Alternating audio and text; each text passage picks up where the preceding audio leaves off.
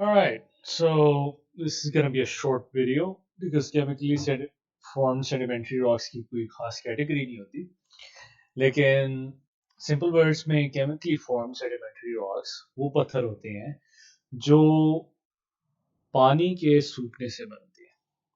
Now इसमें थोड़ी सी detail में बात में जाते हैं.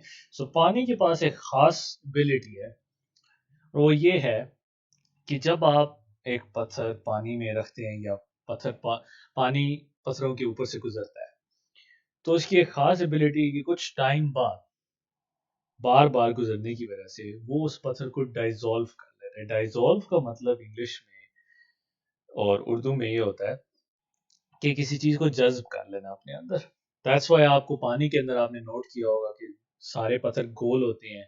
कुछ टाइम बाद अगर आप एक शार्प पत्थर रखेंगे एक पानी के अंदर जिसके कोने हैं, नोकदार कोने हैं, तो वो कुछ महीनों बाद आप देखेंगे कि गोल होना शुरू हो जाएगा.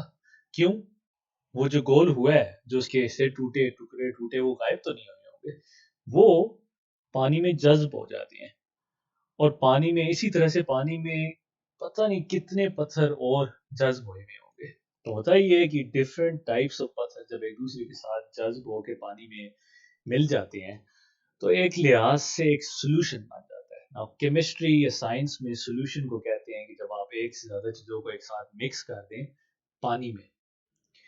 तो अब ये जो पानी में बहुत सारे पत्थरों का सोल्यूशन मिक्स होकर जज्ब हो जाता है, वो जो हुआ हुआ होता है पानी के अंदर, वही पानी जब कहीं जाके सूखता है तो वो जब पानी सूखता है तो वो दोबारा शक्ल इख्तियार कर लेता है एक पत्थर की.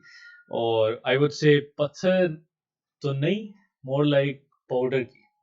और जब बार बार उसी जगह पे आके पानी सूखता है और पाउडर इकट्ठा होता है और इस तरह का वो कह लें कि ठोस मटेरियल इकट्ठा होता है.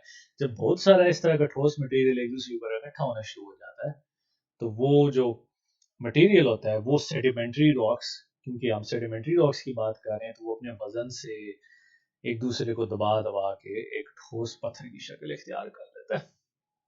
तो कुछ पत्थर जो इस तरह से बनते हैं उनको हम जिप्सम कहते हैं. रॉक साल्ट एक पत्थर है, इसको नमक नहीं कहते बाय द वे, ये नमक हम किचन में इस्तेमाल नहीं करते.